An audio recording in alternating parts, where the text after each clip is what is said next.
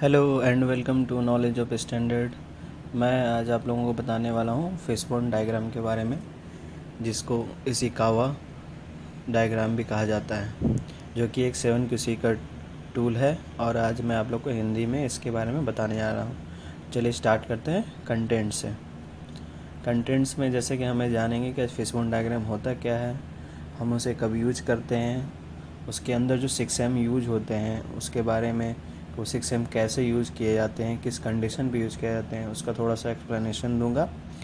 और उसके बाद हम लोग देखेंगे फिशबोन डायग्राम को प्रोसीजर, जो कि बेसिक प्रोसीजर होता है उसके अंदर, उसको किस तरीके से बनाते हैं, किस तरीके से प्लॉट करते हैं, किस तरीके से उनके अंदर प्रॉब्लम्स को डिटेल से समझते हैं।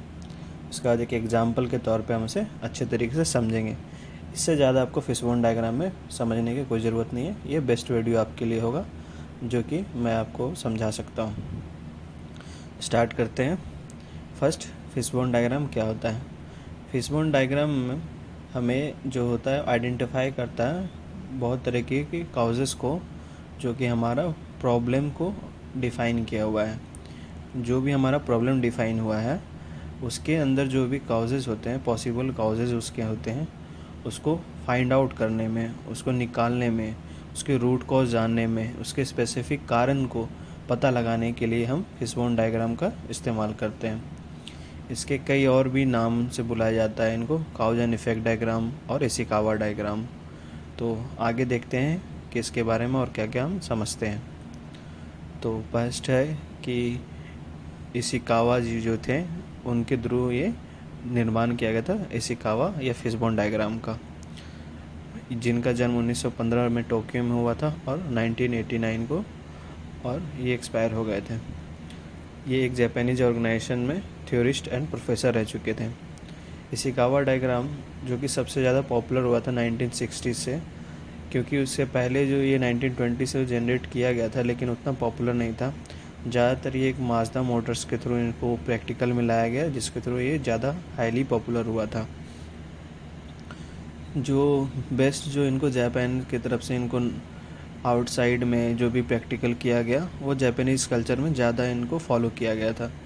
इनको ज़्यादा फेमस ये नाम इशिकावा फिशबोन डायग्राम से ही ये ज़्यादा फेमस हुए थे, जो कि इंडस्ट्रियल में प्रोसेस में एनालाइज करने में काम आता था।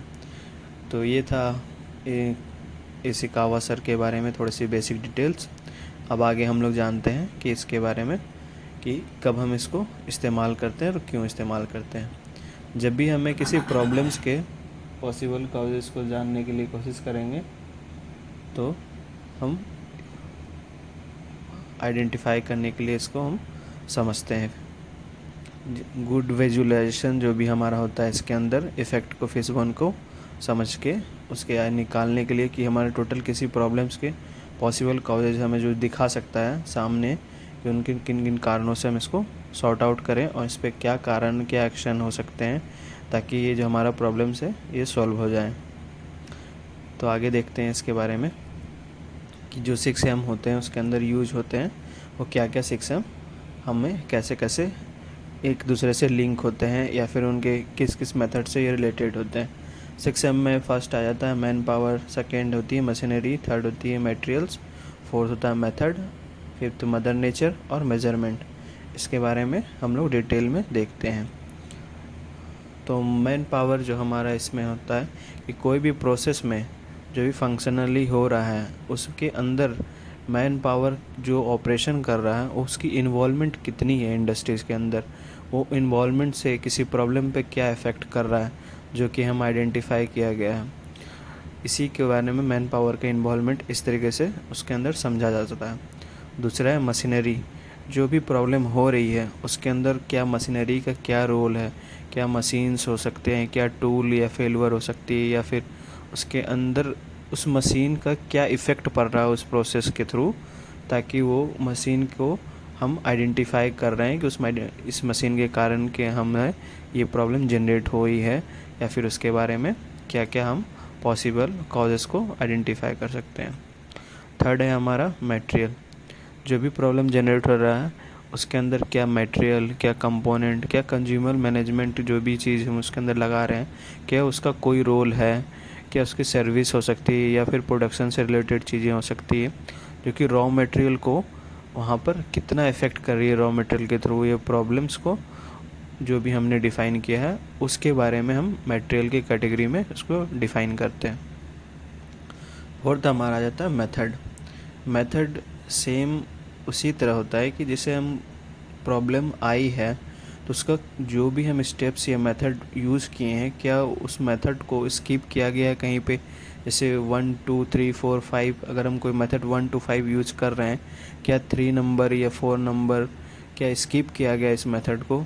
इसके लिए अगर स्किप किया गया है तो उसमें जो प्रॉब्लम्स आएगी उसको अंडरस्टैंड करने के लिए, उसके अंदर उसके रूट कॉजेज़ को जानने के लिए हम मेथड के अंदर कैटेगराइज करेंगे। फोर्थ हमारा हो गया मेथड। फिफ्थ हमारा मदर नेचर। जो भी हमारा मदर नेचर में सिंपली हम समझ सकते हैं कि इन्वायरमेंटल, जो भी हमारा इन्वायरमेंटल प्रभाव पड़ता है किसी ऑपरेशन पे, उसको हम मदर नेचर के अंदर काउंट करेंगे। लाइक टेम्परेचर, एयर प्रेशर, या फिर एयर या ह्यूमिडिटी, या जिस टाइप से जो भी इन्वायरमेंट से रिलेटेड चीज़ें हैं जो कि एक प्रोसेस को इफ़ेक्ट कर रहा है, तो उसके लिए जो हम इन प्रिडिक्ट नहीं कर सकते उसको हम मदर नेचर के अंदर काउंट करेंगे और कंसीडर करके उसको आगे पॉसिबल काउजेस पर अप्लाई करेंगे। लास्ट हमारा है मेज़रमेंट।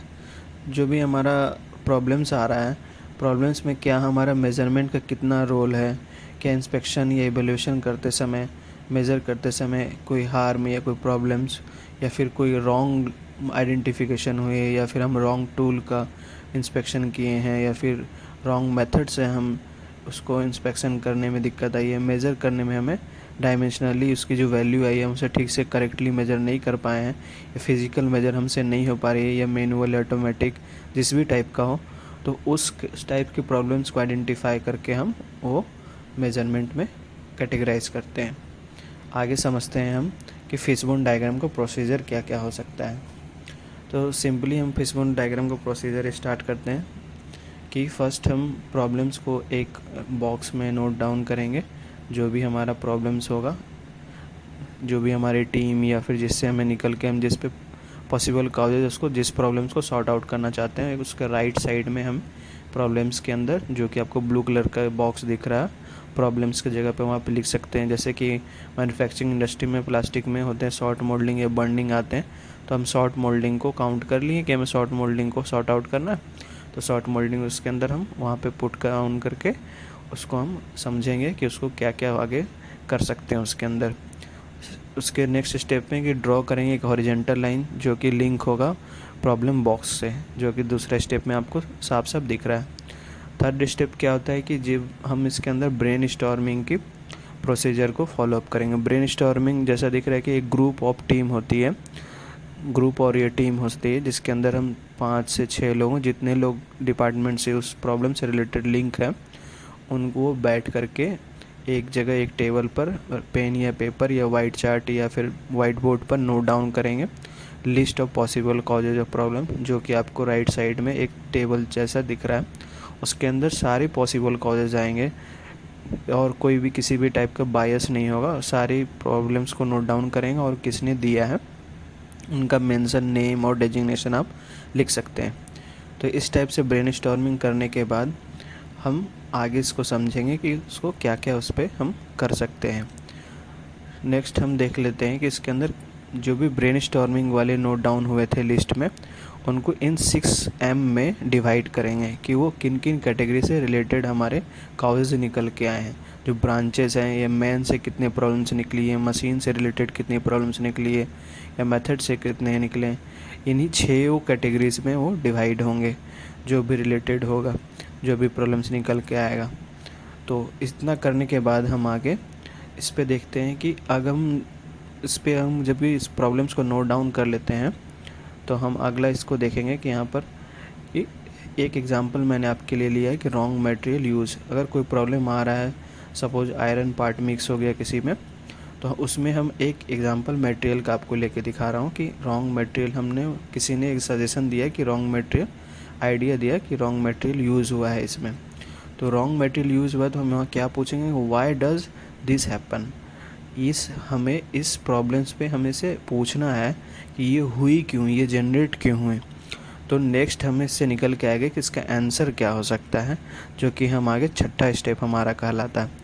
छठा स्टेप हमारा यहाँ पर वही है कि again ask why does this happen. ये मटेरियल की जो प्रॉब्लम आई है ये दोबारा क्यों आई है। तो इसमें लिखा जा रहा है कि RM कोड नॉट अवेलेबल, क्योंकि वहाँ पर RM कोड अवेलेबल नहीं था, इसी वजह से वो रॉन्ग मटेरियल यूज किया गया। ठीक है, तो ये भी इनके लिए एक पॉसिबल कॉजेज हो सकते हैं। तो इसी तरह अगला स्टेप में फिर वो अगेन आस्क करेंगे, पूछेंगे जब तक वो डीपर लेवल तक ना जा सके, जो कि यहाँ के आपको लिखा गया। डीपर लेवल में यहाँ पे दे सकते हैं कि level of RM code is removed, मतलब जो बैक का स्टिकर या लेबल होगा RM कोड जहाँ पे मेंशन होता है वो वहाँ पे था ही नहीं। तो इसी टाइप से हम इसको डिटेल में पॉसिबल कॉजेज़ पे जा कर के समझते हैं कि ये कहाँ तक हमें आंसर मिल सकता है, इसके बेस तक जा कर के डीपर लेवल में कि ये कहाँ कहाँ पर हमारा कॉजेज़ निकल के आ रहे हैं। ये तो सिर्फ मैंने आपको मटेरियल से रिलेटेड समझाया। इसी तरह से सभी 6M में आप जा कर के डिटेल में ये क्वेश्चन अराइज करेंगे और इन्हीं सभी स्टेप को फॉलो करेंगे तो आपका फिशबोन डायग्राम पूरी तरीके से तैयार हो सकता है। आगे हम लास्ट में हम देखते हैं कि फर्दर जो हम निकल के आता है, जो कि आपको डायग्राम में दिख रहा है कि सभी डिटेल्स को हम रिफ़ाइन कर लेते हैं फैक्टर्स को। सातवां स्टेप जो है कि और इनपुट्स में जो भी हमें निकल के आया, यहाँ पे एग्जांपल सेम लिया गया कि आयरन पार्ट हमें प्रोडक्ट में फाइंड आउट किया गया था। तो ये एग्जांपल दूसरे किसी कैटेगरी का है, उससे लिंक मत कीजिएगा जो मैंने आपको समझाया, बट ये सेम चीज़ आपका दिखेगा इस टाइप से ही, जो कि अगर आप इस पर कुछ एक्शन या फिर जो भी आप पॉसिबल कॉजेज़ के ऊपर फैक्टर पे बात करेंगे। जब ये सारे प्रॉब्लम्स आपको नोट डाउन हो जाएं फिशबोन डायग्राम या फिशबोन चार्ट के अंदर, तो उसके बाद हम क्या करेंगे, इन्हीं सारी प्रॉब्लम्स के जो कॉजेज़ हैं इनको प्रायोरिटाइज़ करेंगे और प्रायोरिटाइज़ करने के बाद एक एक करके इन्हीं सारे प्रॉब्लम्स को एक्शन प्लान रेडी करेंगे। और जब एक्शन प्लान रेडी हो जाएगा तो एक एक करके इनके एक्शन प्लान पर एक्शन लेंगे और इनके सारे प्रॉब्लम्स पे इफ़ेक्टिवनेस चेक करेंगे कि ये हमारा क्या प्रॉब्लम इसके कारण से जनरेट हो रही थी या फिर नहीं हो रही थी। वैलिडेशन के थ्रू वैलिडेट करके हम इसको सॉर्ट आउट करेंगे। अगर हमें जो इम्पैक्टफुल प्रॉब्लम्स के काउजेज़ फाइंड आउट हो जाएंगे तो हम उसको एक्शन ले करके सॉर्ट आउट कर देंगे। तो ये फाइनली फिशबोन के अंदर इतना ही होता है कि आपको एक डिटेल ओवरव्यू देता है सारे पॉसिबल काउजेज़ को, प्रॉब्लम्स को फाइंड आउट करके। तो आई होप आप लोगों को फिशबोन डायग्राम के बारे में मैं अच्छी तरीके से समझा पाया हूँगा। तो आप लोगों से रिक्वेस्ट है कि मेरे चैनल को लाइक शेयर एंड सब्सक्राइब करें। इसके लिए आप लोगों का बहुत बहुत धन्यवाद। Thank you.